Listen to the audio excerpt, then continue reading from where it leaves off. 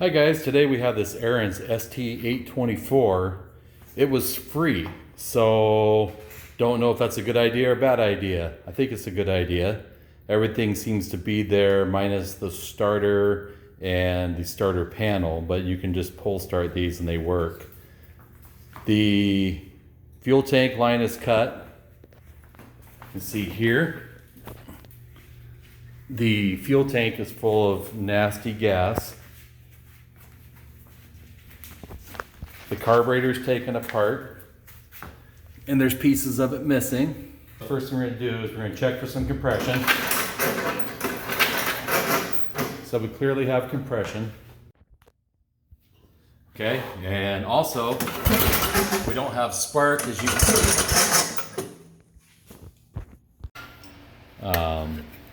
And the ignition switch, even though I tightened the wire up here, where it goes into one side, isolates the other, you turn the key on here. What's happening is, even with the unplugged, it's still constantly completing the circuit. So we are getting ground somewhere between here and this wire, probably behind this cover. So we're going to take the pull start and this cover off here. We're going to take the bolts out of the top, the one on the side out. So we'll remove this bolt and then this bolt, and then we'll take that cover off. I'm also going to take the fuel tank off because I need to clean that out. I'm going to take the exhaust or the muffler off to better access the carburetor and the bracket there, just for better visibility. So we'll be back. So on the fuel tank, there's just a bracket on the top. I just broke the bolts loose up here. And then it looks like one of the lines is severed. I'm not sure if both of them are. Yep, the line's cut, as you can see right here. Now I'm not sure, I could be wrong, but I'm not sure that someone didn't cut that line because this thing wouldn't shut off because the ignition switch is faulty. I don't know. I don't know why else you would cut the line. So, like I said, it is a free snowblower. They're actually really good snowblowers, but I'm just trying to piece together the reason why it's in the position it's in. And if the first thing I see is a cut line and it hasn't actually been removed, it was just cut, and then I see that we have a faulty ignition switch. So after the 4 bolts that holds this cover on, we got to take the hose off that comes from this prime button that goes to the carburetor, as you can see here.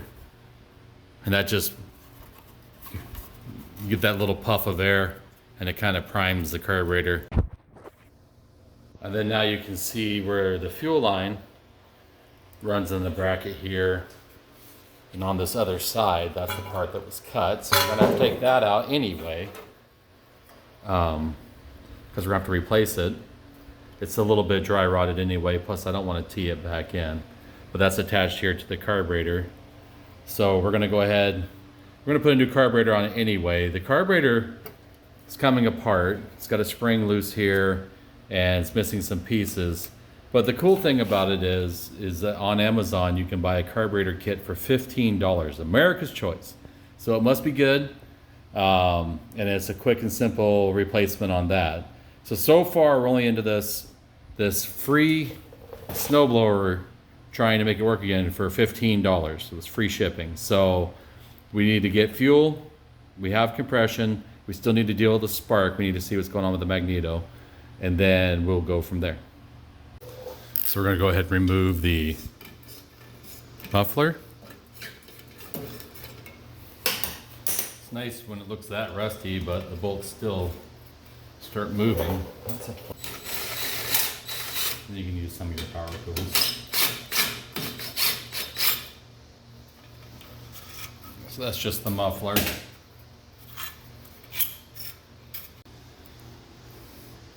Take the throttle cable bracket loose so we can take the cable out, like so. It moves now. You have to get the right angle to get this cable out. You could bend it down and get it to pop out, like so. So you just have to kind of get it far enough down to come out of that piece. So then we'll take the cable. Let's see if it actually moves. The cable does not move. We'll need a new cable. It's always nice when rusty looking bolts come loose. Perhaps this wasn't, and it doesn't look like it was left outside either. Just looks like maybe it quit working and it just sat around. I don't know what year this is.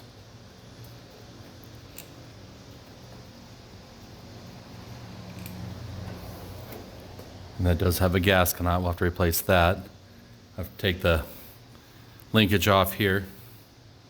So this is the carburetor assembly, still hooked onto the intake manifold, and then the linkage that goes to the throttle. We're going to go ahead and see what came with this Amazon kit. Looks like we have a new main fuel line, new secondary for the primer. We have a new carburetor.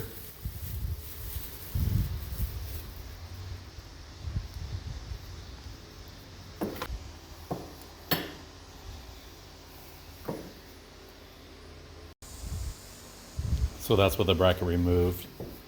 And then it's going to be those two bolts to the intake manifold. You go through this hole just to mount the carburetor. So the one bolt goes from the inside out here. And it's got a nice little cutout for your screwdriver to go in. And then you flip it this way. And just the opposite.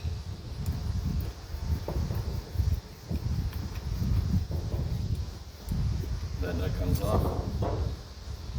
There's your gasket and your other bolt.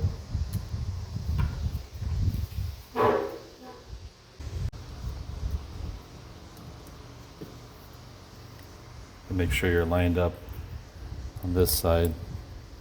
And because that gasket was a little bit smaller than the bolt, we'll just kind of thread it through again until it goes so we don't tear that gasket.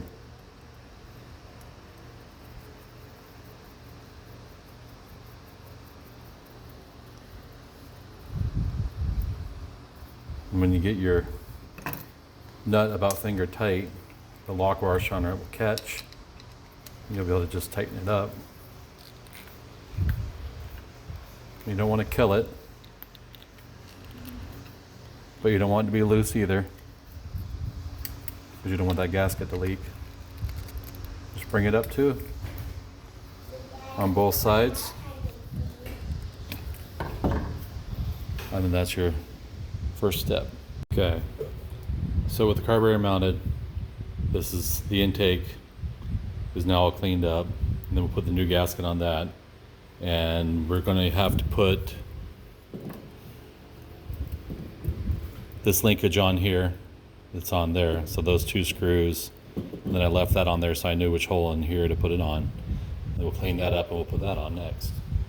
And this is going to bolt on to this bracket here, and then that'll be all back together. Okay, there's the bracket back on. So the intake and the carburetor are mounted together.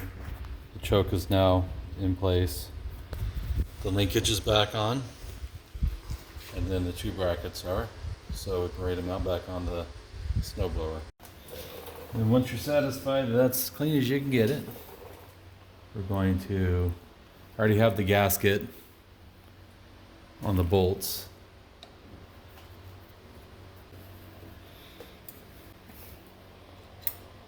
Okay. Got our linkage over there, that's free. And we'll get our throttle hooked back up. So we got the carburetor bracket back on, the linkage hooked back up. This is going to be the prime pump line. And that'll go up here to the pump. And then we have the new fuel line here, and that runs behind the flywheel and under the engine. It comes out the other side, and we'll hook up the tank now. I flushed the tank out. It's sitting here. So we'll mount that back up over here and put a new shutoff valve on it next.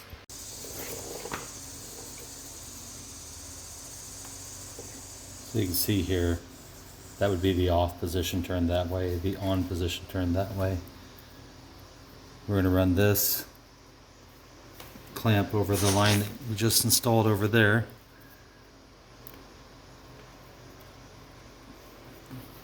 And then this will go up inside there.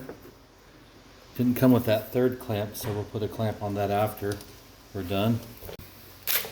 And now we'll mount the fuel tank bolts on. There's fuel in the tank now. You can see it in the line. Okay guys, that concludes the new carburetor installation. I guess we can say part 1 is done. Stay tuned for part 2. We're going to get the spark restored. We're going to replace this throttle cable, and we're going to replace that ignition switch, and hopefully we get it to fire up. So thanks for watching. I appreciate the support. If you like this kind of video, go ahead and subscribe, and we'll see you next time.